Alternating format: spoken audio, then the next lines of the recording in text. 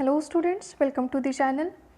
आज के इस वीडियो लेक्चर में हम लोग देखने वाले हैं फंक्शंस ऑफ ऑपरेटिंग सिस्टम। जैसे कि प्रीवियस लेक्चर में हमने टाइप्स ऑफ ऑपरेटिंग सिस्टम देखा, इस वीडियो लेक्चर में हम लोग देखेंगे ऑपरेटिंग सिस्टम के सारे फंक्शंस। कौन कौन से फंक्शंस आज हम देखने वाले हैं। फर्स्ट फंक्शन जो रहेगा ऑपरेटिंग सिस्टम का वो होगा booting. Next function is it is an interface between user and hardware. Third function is allocation of resources. Fourth function is management of memory, security, etc. Fifth function is loading and execution. Sixth is process management, and the last and the seventh function is device controlling. So without wasting any time, let's move towards our first function, which is booting. Now what does exactly booting means? So the process of powering on the computer and starting the operating system is simply known as booting. Computer को power on करना and operating system को start करना, ये जो process होता है उसको कहा जाता है booting. The operating system is the program that makes all your software applications and hardware work together so you can do the work you want to do.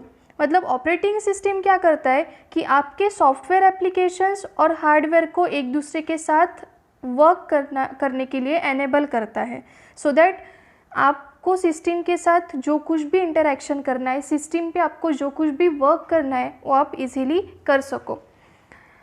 Once you hit the power button it's all automatic from there. जैसे ही आपने system का या फिर laptops का power button on किया, all the control will pass over to the operating system. मतलब system का जैसे ही आप पावर ऑन करते हो, सिस्टम का जैसे ही आप पावर ऑन करोगे, everything by then will be take care by the operating system.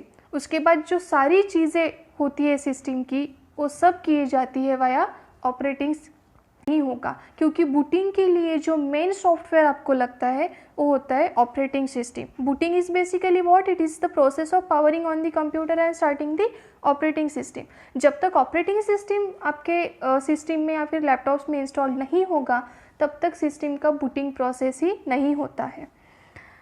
Now, the boot process loads the operating system into main memory or the RAM, or that is random access memory installed on your computer.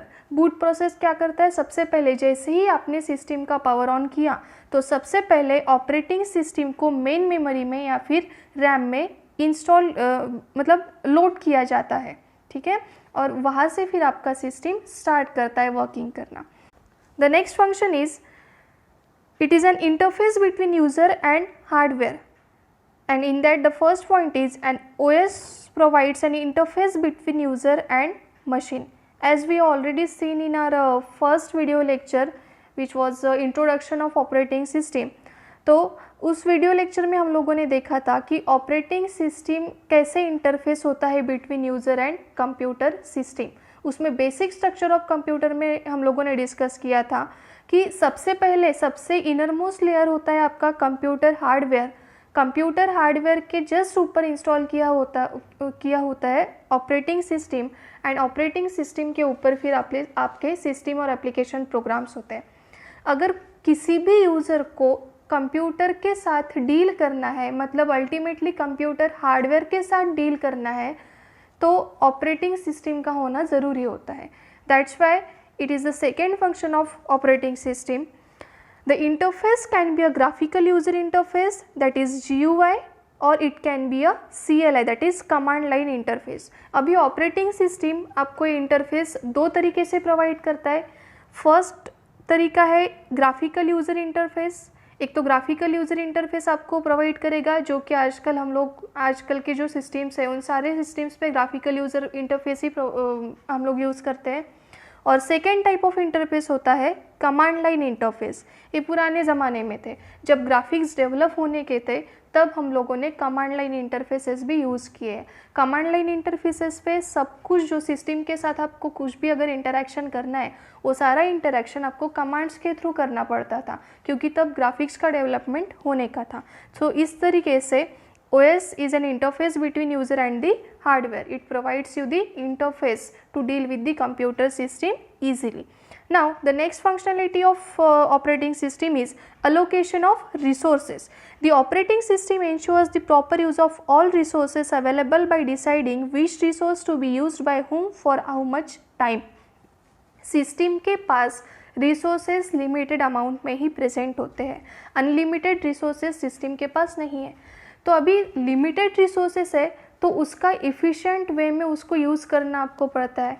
मतलब अगर जितनी भी सारी available processes है तो सबको जो resources चाहिए उनके प्रायोरिटी वाइज और उनको जितने टाइम के लिए वो रिसोर्सेज लगते हैं तो उतने टाइम के लिए उनको रिसोर्सेज प्रॉपरली मिलने चाहिए, और इन सभी चीज़ों का ध्यान रखता है operating system. Operating system will always ensure the proper use of resources, मतलब प्रॉपर अलोकेशन ऑफ रिसोर्सेज। हर एक प्रोसेस को प्रॉपरली रिसोर्सेज मिल रहे हैं कि नहीं, उनको जितनी टाइम स्पैन के लिए वो पर्टिकुलर रिसोर्स चाहिए उतने ही टाइम स्पैन के लिए वो रिसोर्स उनको मिल रहा है कि नहीं, that everything will be takes care by the operating system. All the decisions are taken by the operating system. Now the next function is management of memory, security, etc. When user requests CPU for read or write operation, OS determines the amount of memory required for the program instructions and data. जब भी कोई user system को read write operations की demand करता है तो OS will determine that exactly how much amount of memory that particular user will want. मतलब एक पर्टिकुलर यूज़र को सिस्टम के साथ अगर डील करना है, उसको अगर सिस्टम पे कुछ इनपुट आउटपुट या रीड राइट ऑपरेशंस परफॉर्म करने हैं, उसका कुछ डेटा अगर स्टोर करना है, तो उस यूज़र को पर्टिकुलर कितनी अमाउंट ऑफ मेमोरी लगेगी, that will be decided by the operating system. Next point is the OS allocates required memory to load the program and data into RAM. Operating system पहले तो decide मतलब analyse कर लेगा कि that particular user को कितना amount of memory चाहिए और उतनी अमाउंट ऑफ मेमोरी उस पर्टिकुलर यूज़र को अलोकेट करने का काम भी करेगा operating system.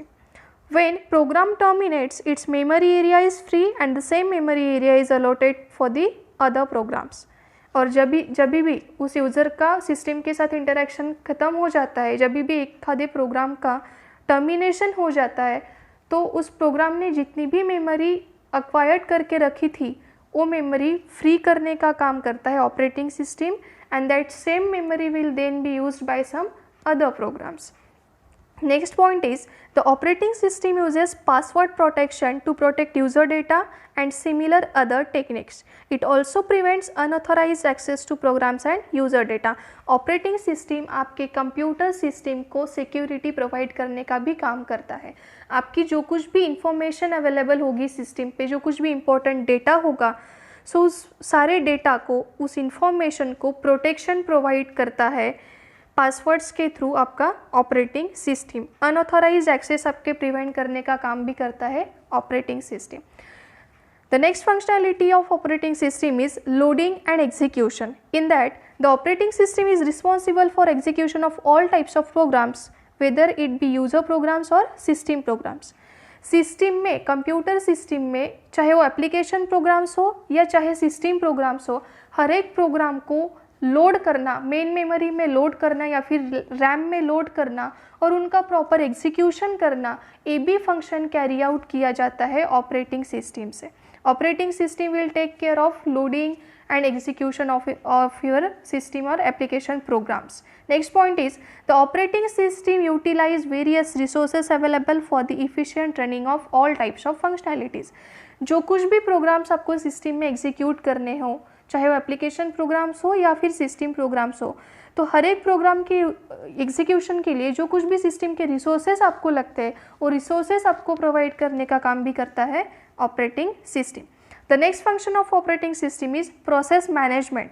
In that OS finds the status of processor and processes. OS सबसे पहले आपके सिस्टम में कितनी प्रोसेसेस अवेलेबल है, कितने प्रोसेसर्स अवेलेबल है, उन सारी प्रोसेसेस का स्टेटस, उन प्रोसेसर का स्टेटस जान लेगा. Then choose a job to execute. जितनी भी अवेलेबल प्रोसेसेस, जितनी भी अवेलेबल जॉब्स है, उसमें से कौन सा जॉब पहले एग्जीक्यूट करना है वो डिसाइड करेगा operating system. Then he will choose processor in the job. उस पर्टिकुलर जॉब को एग्जीक्यूट करने के लिए कौन सा प्रोसेसर अलोकेट करके देना है ये भी डिसाइड किया जाएगा ऑपरेटिंग सिस्टम के द्वारा. And allocates the processor to the process. हर एक प्रोसेस को सिस्टम में एग्जीक्यूट होने के लिए एक प्रोसेसर की ज़रूरत होती है। तो ऑपरेटिंग सिस्टम प्रोसेस मैनेजमेंट के अंदर सबसे पहले तो क्या करता है, सिस्टम में जितनी भी अवेलेबल प्रोसेसेस है उनको आइडेंटिफाई कर लेता है, जितने भी प्रोसेसेस है उनको आइडेंटिफाई कर लेता है, कौन सा हाईएस्ट प्रायोरिटी जॉब है, कौन सा जॉब या फिर कौन सी प्रोसेस सबसे पहले एग्जीक्यूट करना पड़ेगा, ये आइडेंटिफाई कर लेगा। उसके बाद जो प्रोसेस सबसे पहले एग्जीक्यूट करनी है उस पर्टिकुलर प्रोसेस को एक अवेलेबल प्रोसेसर अलोकेट कर देगा operating system, and then frees the processor when the process is executed. जब उस पर्टिकुलर प्रोसेस का या फिर जॉब का एग्जीक्यूशन ख़त्म हो जाता है, कंप्लीट हो जाता है, तो उस प्रोसेसर को उस प्रोसेस से फ्री करने का काम भी आपका करता है ऑपरेटिंग सिस्टम। सो इस तरह से प्रोसेस मैनेजमेंट किया जाता है ऑपरेटिंग सिस्टम से। And the last function of operating system here is device controlling. In that, an operating system manages device communication via their respective drivers. हर एक डिवाइस को, चाहे वो इनपुट डिवाइस हो या फिर आउटपुट डिवाइस हो, उसको सिस्टम के साथ अगर कम्युनिकेशन करना है तो वो करना होता है वाया देयर रिस्पेक्टिव ड्राइवर्स। अगर कंसीडर करिए कि मुझे मेरे सिस्टम को अगर माउस कनेक्ट करना है तो माउस का रिस्पेक्टिव ड्राइवर सिस्टम में इंस्टॉल होना मस्ट होता है, अदरवाइज़ माउस को आप सिस्टम के साथ कनेक्ट नहीं कर सकते हो। जस्ट माउस का वो प्लग सिस्टम में डाल के प्लग एंड प्ले करके माउस अटैच नहीं होगा सिस्टम के साथ। माउस का ड्राइवर जब तक इंस्टॉल नहीं करोगे आप तब तक के माउस अटैच नहीं होता है सिस्टम में। Next point is it performs the following activities for device management. Operating system device management के लिए कौन सी एक्टिविटीज़ परफॉर्म करता है, देखिए। It keeps track of all devices connected to the system. Operating system will keep track of all the connected devices. जितनी भी devices आपके सिस्टम को कनेक्टेड हो गए उन सारे सिस्टम का ट्रैकिंग करता है operating system. Designates a program responsible for every device known as input output controller। आपके डिवाइस को सिस्टम के साथ प्रॉपरली वर्क करने के लिए जो कुछ भी इनपुट आउटपुट कंट्रोलर्स लगते हैं वो डेजिग्नेट करने का काम भी करता है आपका ऑपरेटिंग सिस्टम। सिस्टम को किसी भी इनपुट या आउटपुट डिवाइस को पहले तो सिस्टम के साथ अटैच करने के लिए आपको उसके रिस्पेक्टिव ड्राइवर्स लगते हैं, देन इनपुट आउटपुट कंट्रोलर्स लगते हैं, और वो particular input output controllers assign करने के, डेजिग्नेट करने का काम भी करता है operating system.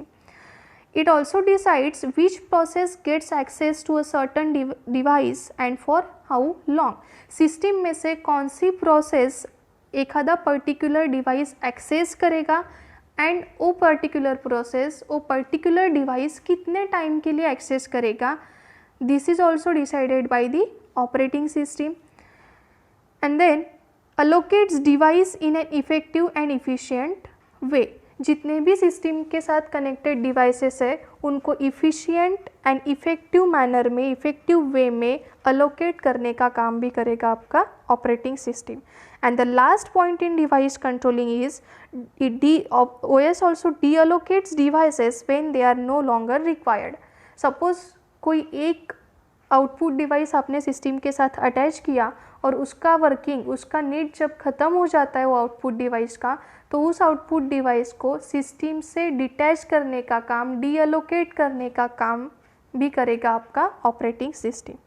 So these are all the functions of operating system we have seen in this video lecture. नेक्स्ट वीडियो लेक्चर में हम लोग ऑपरेटिंग सिस्टम का नेक्स्ट पॉइंट देखने वाले हैं। तब तक के लिए स्टे ट्यून। अगर आपको वीडियोज़ अच्छे लग रहे हैं तो चैनल को सब्सक्राइब एंड शेयर करें। Thank you, have a great day.